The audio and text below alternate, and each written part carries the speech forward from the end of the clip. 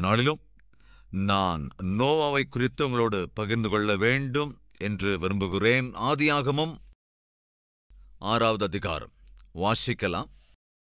5வது வசனம். மனுஷனுடைய அக்கிரமம் பூமியிலே பெருகினது என்றும் அவன் இருதயத்து நினைவுகளின் தோற்றம் எல்லாம் நித்தமும் பொல்லாததே என்றும் கர்த்தர் கண்டு, தாம் பூமியிலே மனுஷனை உண்டாக்கினதற்காக கர்த்தர் மனஸ்தாபப்பட்டார். அது அவர் இருதயத்துக்கு விஷனமாயிருந்தது. அப்பொழுது கர்த்தர், நான் சிருஷ்டித்த மனுஷனை பூமியின் மேல் வைக்காமல் மனுஷன் முதற்கொண்டு மிருகங்கள், ஊரும் பிராணிகள், ஆகாயத்து பறவைகள் பரியந்தமும் உண்டாயிருக்கிறவைகளை நிக்கிரகம் பண்ணுவேன்.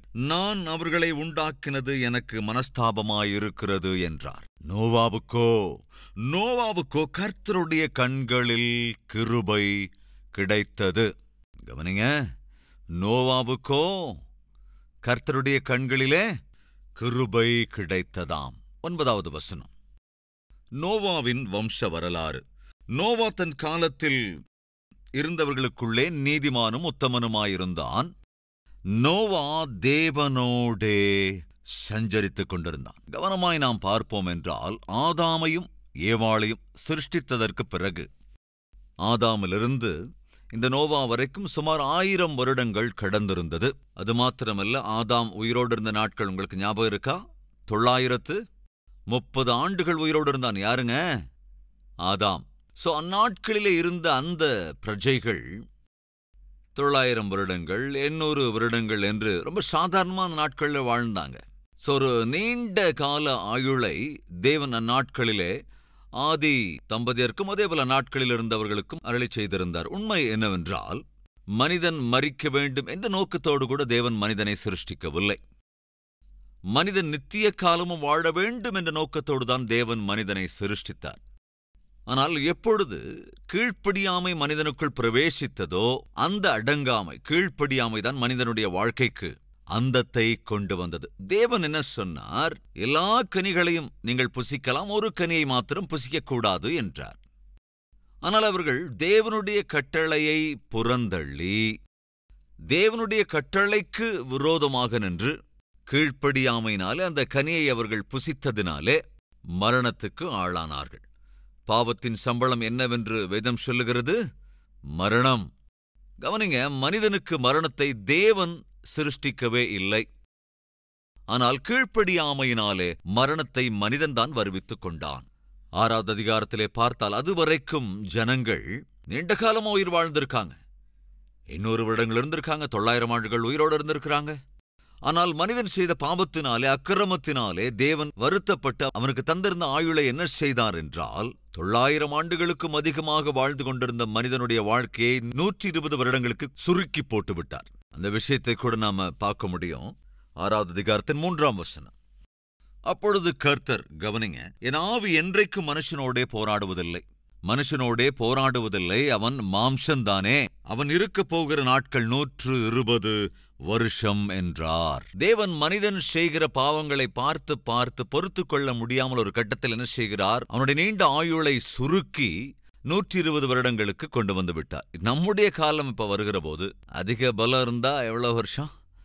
ஒரு 80 வருஷம். சோ இந்த இடத்துக்கு வந்துருச்சு. இப்போ 900லிருந்து படிப்படியா இறங்கி 120 வருஷம். அதே போல இப்போ கவனிங்க, பலம் இருந்தா 70, அதிக பலம் இருந்தா 80ங்கிற நிலைக்கு வந்துட்டோம்.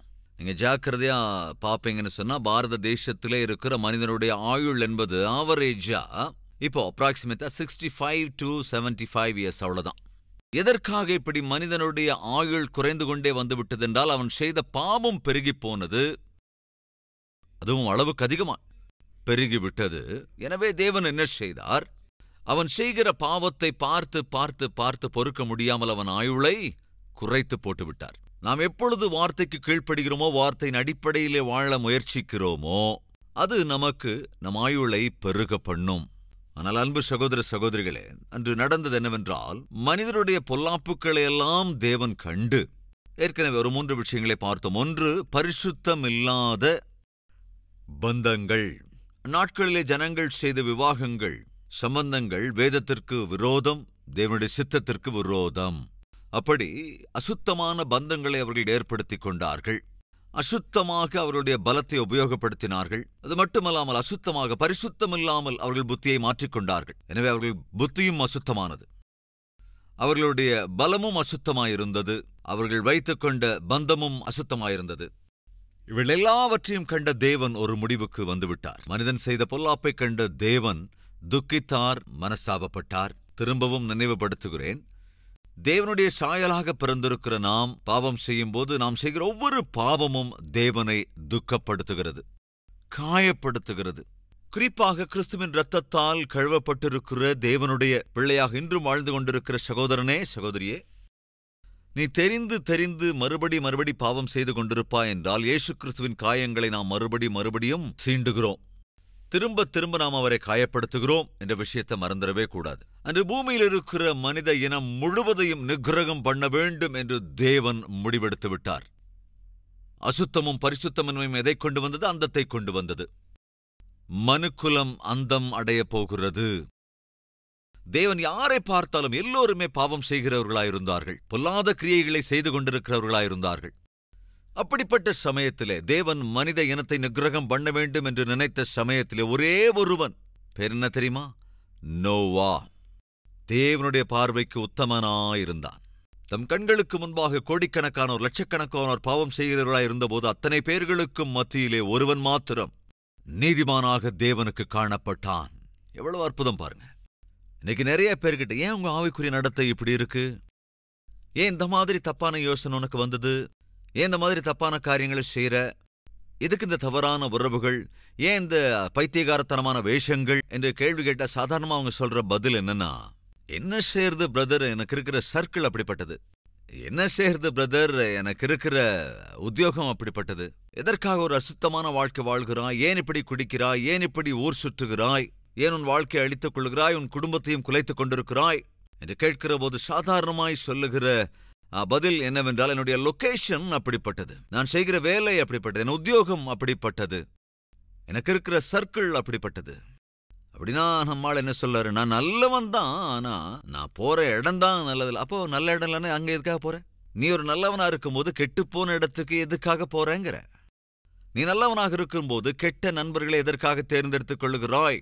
நீ நல்லவனாக இருக்கிற போது ஒரு கெட்ட வேலையை எதற்காக செய்ய நினைக்கிறாய்? கொஞ்சம் யோசிச்சு பார்க்கணும். அதாவது ஆக்சுவலா என்னை சுத்தி இருக்கிற சர்க்கிள் அப்படிப்பட்டதுன்னு சொல்றதோ, அல்லது நான் செய்யற உத்தியோகம் அப்படிப்பட்டதுன்னு சொல்றதோ, இதெல்லாமே கவனிங்க, வெறும் சாக்கு போக்கு மட்டும்தான். ஏனென்றால் ஜாக்கிரதையாக நாம் கவனிக்கும் போது நோவா வாழ்ந்த காலத்திலே அவனை சுற்றி இருந்த பிரபஞ்சம் பாவம் நிறைந்த பிரபஞ்சம். நோவாவுக்கு முன்னால் இருந்தவர்கள் பாவம் செய்கிறவர்கள், நோவாவுக்கு வலப்புறம் இருந்தவர்கள் பாவிகள், இடப்புறம் இருந்தவர்கள் பாவிகள். தன்னுடைய நிலத்திலே அவன் வேலை செய்கிறான் என்றால் அந்த நிலத்தை சுற்றியிருக்கிற நிலங்களிலே வேலை செய்கிறவர்கள் பாவிகள். அப்ப இவ்வளவு பாவிகளுக்கு மத்தியிலே நோவா மாத்திரம் எப்படி பரிசுத்தமான வாழ்க்கையை வாழ்ந்தான்? இது ஒரு முன்னுதாரணம். எதற்கு முன்னுதாரணம் என்றால், தேவனுக்கு விருப்பமுள்ளவர்களாய் வாழ வேண்டும், தேவனை சந்தோஷப்படுத்த வேண்டும் என்று யாராவது நினைத்தால், அப்படி நினைக்கிறவர் தேவன் விரும்புகிறவர்களாக, தேவன் சித்தத்தின்படி வாழ்கிறவர்களாக இருப்பது என்பது சாத்தியம் என்பதை நோவா நிரூபிக்கிறான். இன்னும் புரியுற மாதிரி சொல்றேன். சமுத்திரம் முழுக்க உப்பு நீர் தானே, சமுத்திரத்தில் தான் மீன்கள் இருக்கு. அதாவது அந்த உப்பு நீருக்குள்ளதான் மீன்கள் வாழுது, உப்பு தண்ணீரைத்தான் அதுங்க குடிக்குது. கவனிங்க, அவைகள் உப்பு தண்ணீரில் இருக்கிறதால் மாத்திரம் உப்பு மீனாகி விடாது. உப்பு தண்ணீரை குடிக்கிற போதும் கூட அதற்குள்ளே உப்பு பெருகுவதில்லை. உப்பு தண்ணீருக்குள் இருப்பதால் அவைகள் உப்பு மீன்கள் ஆகிவிடுவதில்லை. பாவம் நிறைந்த உலகத்தில் இருக்கிற போதும் நாம் பாவிகளாக இருக்க வேண்டிய அவசியம் இல்லை. ரெண்டாவது, தாமரை இலைகளை பார்த்துருக்கீங்களா? தாமரை பூ உங்க எல்லாருக்கும் தெரிஞ்சிருக்கும், லோட்டஸ் என்போம் இல்லையா? நீங்க ஜாக்கிரதையா கவனிச்சா இந்த தாமரை இலைகளும் தாமரை பூக்களும் பொதுவா எங்க இருக்கும்? குளங்கள்ல இருக்கும். குளம் என்பது ஓடுகின்ற நீரை கொண்டது அல்ல, தேக்கி வைக்கிற நீர். அதனால அது எப்பவுமே நல்ல தண்ணியா இருக்காது. குளத்து நீரை நீங்க அப்படி மொண்டு பார்ப்பீங்கன்னா அது சேறு நிறைந்ததாக இருக்கும். அந்த தண்ணியை திரும்ப ஒருவேளை நீங்க ஊத்திட்டீங்கன்னா அந்த தொட்ட கையில வாசனை அடிக்கும், பயங்கர ஸ்மெல்லா இருக்கும். இதுல விசித்திரம் என்னன்னா, அது அழுக்கான தண்ணீராக இருந்தாலும் கூட தாமரை இலைகள் மேல அந்த அழுக்கு தண்ணி இருக்குமாங்க? இருக்காது. தாமரை இலைகள் எவ்வளவு ஃப்ரெஷ்ஷா இருக்கும்னு நீங்க கவனிங்க. சின்ன வயசுல நான் மீட் ஷாப்புக்கு போய் ஒரு 1/2 கிலோ கறி கொடுங்கன்னு கேட்டா அவங்க சாதாரணமா அந்த தாமரை இலைகள்ல தான் அந்த கறியை கட்டி அப்படியே கொடுத்து அனுப்புவாங்க. ஏனென்றால் அவ்வளவு சுத்தமானதா இருக்கும் தாமரை இலைகள். ஆனா அது இருக்கிற இடம் எது? அழுக்கு நிறைந்த தண்ணீர். என் அன்பு சகோதர சகோதரிகளே, தாமரை இலைகள் தெரிவிப்பது என்னவென்றால், நான் இருக்கிற தண்ணீர் அழுக்கான தண்ணீர் தான். ஆனால் அந்த அழுக்கு என்னை சேராமல் என்னை சிருஷ்டித்த தேவன் என்னை சுத்தமாக காத்துக்கொள்ளுகிறார். நான் உப்பு தண்ணீருக்குள்ளே இருந்தாலும் அந்த உப்பு எனக்குள் பிரவேசிக்காதபடி, உப்பு எனக்குள் ஒரு தாக்கத்தை உண்டாக்காதபடி தேவன் என்னை சிருஷ்டித்திருக்கிறார். சமுத்திரத்திலே இருக்கிற மீன்கள் உப்பு மீன்களாக இல்லாமல் எப்படி தேவன் காக்குறாரோ, அப்படியே பாவ உலகத்திலே வாழ்கிற தேவனுடைய பிள்ளைகளாகிய நாம் பாவிகளாக இல்லாமல் இருக்கும்படி தேவன் நம்மை காப்பாற்றுவாரா? கட்டாயம் காப்பாற்றுவார். அன்பு சகோதர சகோதரிகளே, நோவா பாவம் நிறைந்த மக்களுக்கு மத்தியிலே பரிசுத்தமான வாழ்க்கை அவனால் வாழ முடிந்தது. காரணம் என்ன என்பது பைபிளிலே சொல்லப்பட்டிருக்கிறது என்னவென்றால், நோவா சஞ்சரித்தான். நல்லா கவனிங்க, நோவா சஞ்சரித்தான். யாரோடு சஞ்சரித்தானாம்? சொல்லுங்களேன். தேவனோடு சஞ்சரித்தான். நீ தேவனோடே கூட நடப்பாய் என்றால் உன்னுடைய வாழ்க்கையும் தேவ சித்தத்தின் அடிப்படையில் இருக்கும். தேவனை பின்பற்றுவாய் என்றால் கிறிஸ்தவன். அப்படின்னா யாருங்க? கிறிஸ்துவை பின்பற்றுகிறவன். பைபிள் சொல்லுகிறது, இயேசு கிறிஸ்துவை நாம் பின்பற்ற வேண்டும் என்று சொல்லி அவர் நமக்காக தம்முடைய கால் தடங்களை விட்டு போயிருக்கிறார். எனவே நீ கிறிஸ்தவனா? நீ தொடர வேண்டியது உலகத்தை அல்லவே அல்ல. நீ கிறிஸ்தவனா? நீ சார்ந்திருக்க வேண்டியது உலகத்தாரையும் அல்ல, உலகத்தில் இருக்கிற செலிபிரிட்டிஸையும் அல்ல. என்றால் யாரை நீ பின்பற்ற வேண்டும் என்றால் ஆண்டவராகிய இயேசு கிறிஸ்துவைத்தான். நோவாவினுடைய தனித்துவம் என்னவென்றால், தேவனோடே கூட சஞ்சரித்தான். நோவா பாவம் செய்கிறவர்களுக்கு மத்தியில் அவன் யாரோடு நடந்தானாம்? தேவனோடு கூட நடந்தான். முதலிலே நான் உங்களோடு பகிர்ந்து கொண்டது என்ன? சஞ்சரித்தான். ஆதியாகமம் 6வது அதிகாரம் 9வது வசனம். 2வது, நோவா வழிநடத்தப்பட்டான் அல்லது நடத்தப்பட்டான். யாரால் நடத்தப்பட்டான் பார்க்கலாம் வாங்க. 17வது வசனம், ஆதியாகமம் 6:17. வானத்தின் கீழே ஜீவ சுவாசமுள்ள சகல மாம்ச ஜந்துக்களையும் அழிக்க நான் பூமியின் மேல் ஜல பிரளயத்தை வரப்பண்ணுவேன். பூமியில் உள்ள யாவும் கவனிங்க, என்னவாகும்? மாண்டுபோம். ஆனாலும் உன்னுடனே என் உடன்படிக்கையை ஏற்படுத்துவேன். நீயும் உன்னோடே கூட உன் குமாரரும் உன் மனைவியும் உன் குமாரரின் மனைவிகளும் பேழைக்குள் பிரவேசியுங்கள். அப்போ நோவா, ஆண்டவரே ஒரு விஷயம் சொல்லணும் ஆண்டவரே. என்னது? என் மனைவி உம்மிடத்தில் விசுவாசம் இல்லாதவ அப்படின்னானா? அல்லது என் பையனுக்கு உன் மீது நம்பிக்கை இல்லை அப்படின்னானா? என்னுடைய மருமகள் ஒரு விசுவாசி இல்லை ஆண்டவரே அப்படின்னானா? அதனால இன்று இது நம்முடைய வாழ்க்கையில இந்த வார்த்தை காமனா இருக்கா இல்லையா? சொல்லுங்க.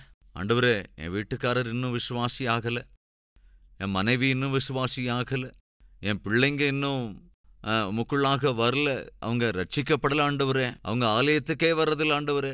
ஆனா நீங்களோ குடும்பமா பரலோகத்தில் பிரவேசிக்கணும் அப்படின்னு சொல்றீங்க. ஆனா என் வீட்டில் அப்படிப்பட்ட சூழ்நிலை இல்லையே அப்படின்னு சொல்றவங்க இருக்காங்களா இல்லையா? கட்டாயம் இருக்காங்க. நீ நடக்கிறாய் தேவனோடு, ஆனால் உன் குடும்பத்தையோ நீ வழி நடத்துவதில்லை. கட்டாயமாக இந்த குறையை நாம் மேற்கொண்டாக வேண்டும். நீ செல்லுகிறாய் தேவ சந்நிதிக்கு, ஆனால் உன் கணவரை நீ வழி நடத்துவது இல்லை. நீ நடக்கிறாய் தேவனுடைய சந்நிதிக்கு, ஆனால் உன் மனைவியை நீ வழி நடத்துவதில்லை. நீ வருகிறாய் தேவ சந்நிதிக்கு, ஆனால் உன் மகனை கூட்டிக் கொண்டு வரவில்லை, உன் மகளை கூட்டிக் கொண்டு வருவதில்லை, உன் பிள்ளைகளை கூட்டிக் கொண்டு வர முடியவில்லை. சகோதர சகோதரிகளே, நோவா எப்பேற்பட்ட பாவம் நிறைந்திருந்த இடத்துல தன் பிள்ளைகளை வளர்த்தான் தெரியுங்களா? பக்கத்து வீட்டுக்காரங்க வீட்டுக்கு போனா பிள்ளைங்க கெட்டு போயிடுவாங்க, எதிர் வீட்டுக்கு போனா பிள்ளைங்க கெட்டு போயிடுவாங்க, பின்னால் வீட்டுக்கு போனா பிள்ளைங்க கெட்டு போயிடுவாங்க. ஏனென்றால் தேவன் கவனிக்கிறார், காண்கிறார். எவரை கண்டாலும் கூட அவர்களுடைய எண்ணங்களாக இருந்தாலும், நடத்தையாக இருந்தாலும், வாழ்க்கையின் விதமாக இருந்தாலும் பாவத்தால் நிறைந்திருந்தது. அது எந்த அளவுக்கு தேவனுக்கு கோபம் மூட்டியது என்றால், அவர் பார்த்து பார்த்து பார்த்து பார்த்து சகிப்பதற்கு வாய்ப்பே இல்லாத போது அவர் ஒரு முடிவுக்கு வருகிறார், நான் நிகிரகம் பண்ணி போடுவேன், என்னால் தாங்க முடியவில்லை, மனிதனை சிருஷ்டித்ததற்காக நான் வேதனைப்படுகிறேன் என்றார். அதனால் செய்ய வேண்டியது ஒன்றுதான். அது என்னவென்றால், மனிதனை இந்த பூமியில் அவன் இராதபடிக்கு நிகிரகம் பண்ணுவதுதான். அந்த அளவுக்கு மனிதன் கெட்டு போயிருந்தான். அந்த அளவுக்கு பொல்லாப்புகளை செய்து கொண்டிருந்த போது, சொசைட்டி கெட்டு போயிருந்த போது, அவ்வளவாய் கெட்டு போயிருந்த அந்த சொசைட்டியில நோவாவால் எப்படி வளர்க்க முடிந்தது பிள்ளைகளை அவ்வளவு நீதியுள்ளவர்களாக? அவன் குமாரர்கள் 3 பேருமே கூட தாயினுடைய, தகப்பனுடைய, வளர்ப்பிலே வளர்ந்தது மாத்திரமன்றி 3 பேருக்கும் 3 ஆவிக்குரிய மனைவிகளை அவனால் கொண்டு வர முடிந்திருந்தது. அது எப்படிங்க சாத்தியம்? தேவனோடு கூட அவன் சஞ்சரித்ததால் தான் அது சாத்தியமாயிற்று. இப்ப கவனிங்க, இந்த நோவாவினுடைய காலத்திலே ஒரு அற்புதமான ஆவிக்குரியவன் இருந்தான். அவருடைய பெயர் என்னவென்றால் ஏனோஸ். என்னங்க? ஏனோஸ்.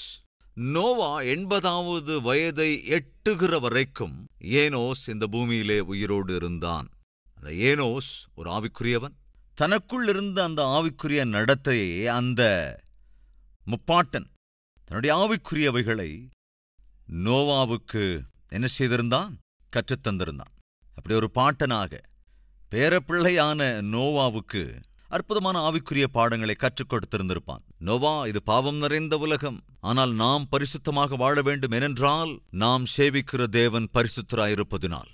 அப்படி அவன் ஆவிக்குரியவனாக வாழ்ந்து தன்னுடைய பேரப்பிள்ளையான நோவாவை அப்படி வளர்த்திருப்பான். இன்னைக்கு ஒருவேளை தாத்தா கிட்ட, பாட்டன்கிட்ட, பாட்டிக்கிட்ட பிள்ளைகள் வளர்கிற சூழலே இல்லை. தாத்தா கிட்டேயோ, பாட்டிக்கிட்டேயோ, அப்பச்சிக்கிட்டேயோ அல்லது அம்மச்சிக்கிட்டேயோ நம்ம பிள்ளைகளை அனுப்பி வைக்கிறோம்னா அதை பார்த்து அழற மருமகள்கள் எத்தனை பேர் இருக்காங்க? சின்ன வயசுலேயே அந்த பிள்ளைங்கிட்ட, டேய் தாத்தா கிட்ட போகக்கூடாது சொல்றாங்களா இல்லையாங்க? பாட்டிக்கிட்ட போகவே கூடாது, உங்க அப்பச்சிக்கிட்ட போகக்கூடாது, காலை உடைச்சு போட்டுருவேன். உதவாக்கிறையானவர்கள். என்னங்க கைதட்டாம உட்காந்துருக்கீங்க?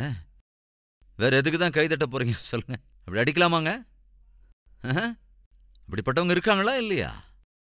தயவு செஞ்சு கவனிக்கணும். நாம் இந்த நாட்களில் வாழும் வாழ்க்கை முறை என்பது வேற. கஷ்டம்னா என்ன, பிரயாசப்படுறதுனா என்ன, ஒரு சின்ன விளக்கு வெளிச்சத்தில் படிக்கிறதுனா என்ன, ஸ்ட்ரீட் லைட்டுக்கு கீழே உட்காந்து படிக்கிறதுனா என்ன, இதெல்லாம் தெரியாதுங்க. தாத்தாக்கள், பாட்டிகள், பாட்டன்கள் எல்லாம் 60, 70, 80 வருடங்களுக்கு முன்னால் பிறந்தவர்கள் அவர்கள். அப்பெல்லாம் இப்ப இருக்கிற மாதிரி இந்த பெரிய பணமோ அல்லது இந்த கம்ஃபர்ட்ஸோ, இந்த லக்ஸரியோ அல்லது இந்த டெக்னாலஜியோ எதுவுமே கிடையாது. இப்படி எதுவும் இல்லாததினாலே ஒருவரை ஒருவர் அவர்கள் சார்ந்திருந்தார்கள். ஒருவர் மீது ஒருவர் சார்ந்திருந்ததினாலே உங்களுக்கு தெரிஞ்சிருக்கு, ஒரு கிராமத்துல யாராவது இறந்துட்டாங்கன்னா அந்த கிராமமே அன்னைக்கு பட்டினி கிடக்குங்க. அந்த கிராமமே அன்னைக்கு எதுவும் சாப்பிட மாட்டாங்க. அந்த கிராமத்துல இருக்கிறவங்க அடுப்பு கூட பத்த வைக்க மாட்டாங்க. ஐயோ, நம்ம ஊர்ல நம்ம கூட இருக்கிறவங்க வீட்டுல சாவு நிகழ்ந்துருச்சு, நாம எப்படி சாப்பிட முடியும்? அப்படி அந்த ஊர் மொத்தத்துல ஒருத்தர் வீட்லயும் அடுப்பு பத்த வைக்க மாட்டாங்க. ஆனா இன்னைக்கு ஒரு மரணம் சம்பவிச்சுட்டா அட்லீஸ்ட் அந்த பாடியை கூட அபார்ட்மெண்ட்ஸ்குள்ள அலோவ் பண்றது இல்ல. கொண்டு வரக்கூடாது அபார்ட்மெண்ட்ஸுக்குள்ள. பாடியை எடுத்துட்டு வரக்கூடாது. சரி, கீழே வச்சுக்கிறோம்னா கூட அதுக்கும் இல்ல.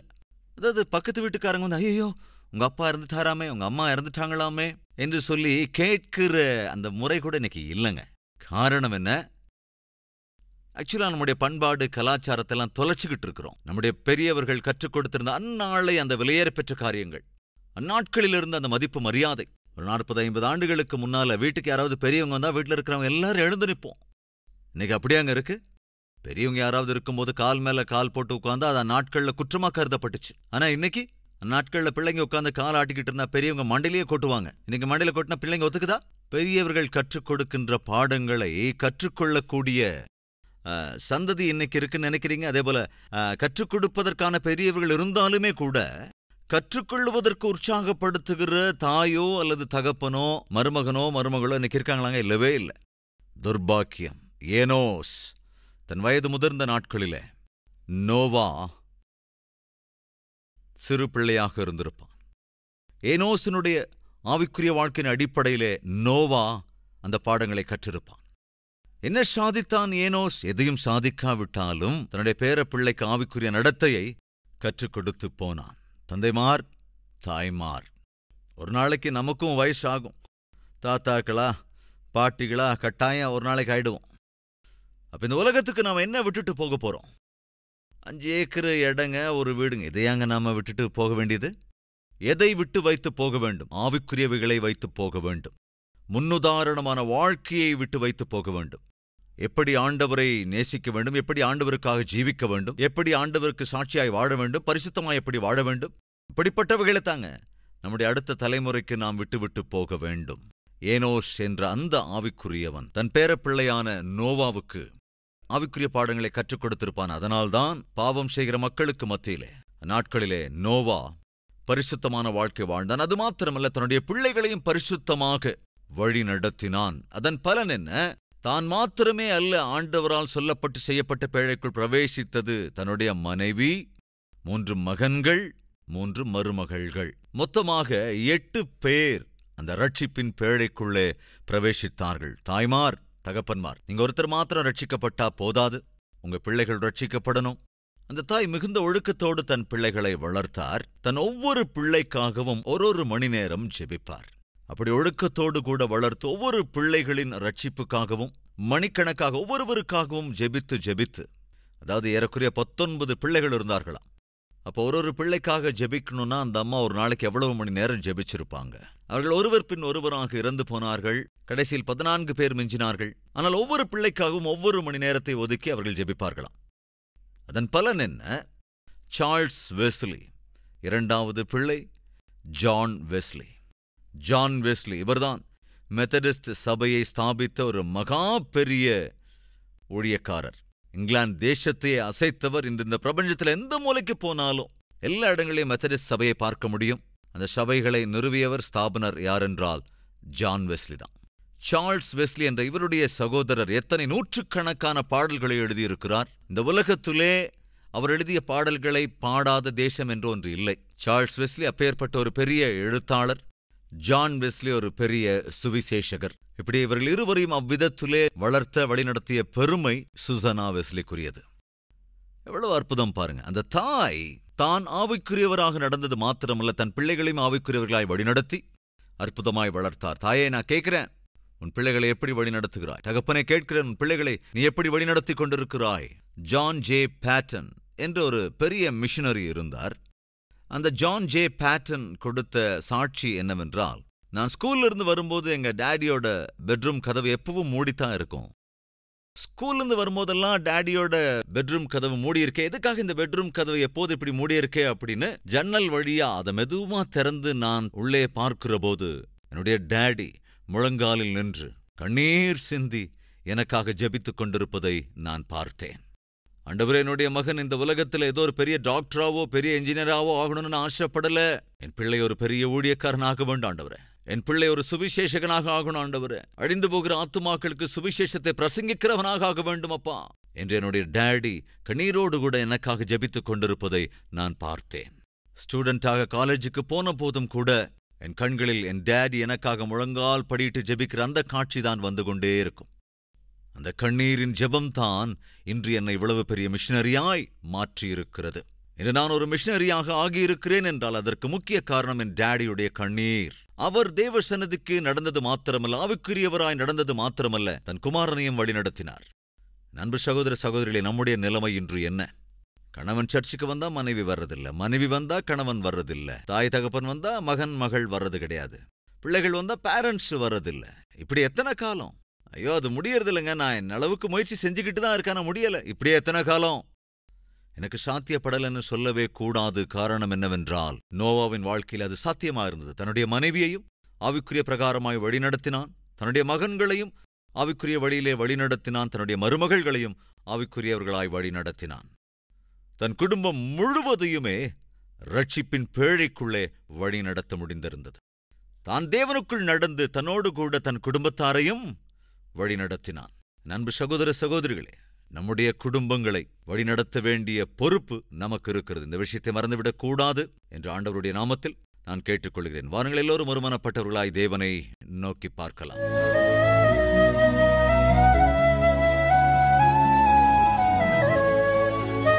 மகா பரிசுத்தமும் அன்பும் நிறைந்த பிதாவே, உன்னதமான உம்முடைய சன்னதியிலே தொடர்ந்து ஆண்டவரே உம்முடைய மேன்மையான வார்த்தைகள் மூலமாக, நோவாவின் வாழ்க்கையின் மூலமாக எங்களோடு பேசிக் கொண்டிருக்கிறதற்காக உம்மை துதிக்கிறோம், ஸ்தோத்தரிக்கிறோம். ஆண்டவரே, நோவா உம்மோடு கூட சஞ்சரித்தான். அப்படி உம்மோடு நடக்கிற வாழ்க்கை எங்களுக்கும் அருளுங்க ராஜா. நோவா தன்னுடைய குடும்பத்தையும் உம்முடைய சந்நிதியிலே வழிநடத்தினான், சேமமுள்ள பாதையிலே அவர்களை வழிநடத்தினான். ஆண்டவரே, எங்களையும் அதே நோவாவைப் போல எங்கள் குடும்பத்தை ஆண்டவரே ரட்சிப்புக்குள் வழிநடத்துகிற கிருபையை தந்து வழிநடத்துங்க. ரட்சிப்பின் பேழைக்குள் தன் குடும்பத்தையே அவன் வழிநடத்தினான். ஒரே ஒரு வாசல், இயேசு என்ற வாசல், வழியாகத்தான் தன் குடும்பத்தாரை அவன் ரட்சித்துக் கொண்டான். ஆண்டவரே, எங்களுடைய குடும்பமும் உம்மால் தான் ரட்சிக்கப்படுகிறது. ரட்சிக்கப்படுகிற கிருபை எங்களுக்கு அருளி செய்யுங்கப்பா. இந்த ஜெபத்தில் பங்கெடுத்திருக்கிற ஒவ்வொருவருடைய ஆவி, ஆத்மா, சரீரத்தை ஆசீர்வதித்து தேவைகளை சந்திக்க வேண்டும் என்று இயேசுவின் நாமத்தில் வேண்டிக் கொள்கிறோம் பிதாவே. ஆமென். எங்கள் முகவரி: கல்வரி, தபால் பெட்டி எண் 30, குக்கட்பள்ளி, ஹைதராபாத் 72.